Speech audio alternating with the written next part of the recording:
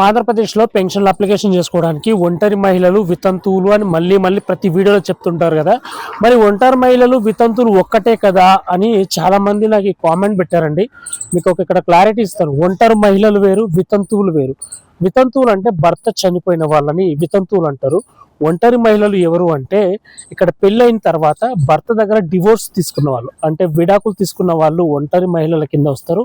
అలాగే 35 సంవత్సరాలు దాటిన తర్వాత కూడా ఇంకా పెళ్లి చేసుకోకుండా ఒంటరిగా ఉన్న స్త్రీని ఒంటరి మహిళలు అంటారు. సో వీళ్ళిద్దరు ఈ రెండు కేటగిరీలని డిఫరెంట్ అండి. భర్త చనిపోతే వితంతువులు, లేదా భర్త దగ్గర డివోర్స్ తీసుకున్నా ఆ సర్టిఫికేట్ మీ దగ్గర ఉన్నా, అలాగే 35 సంవత్సరాల వరకు కూడా ఇంకా పెళ్లి చేసుకోకుండా ఒంటరిగా ఉంటే కూడా అలాంటి వారిని ఒంటరి మహిళలు అంటారు.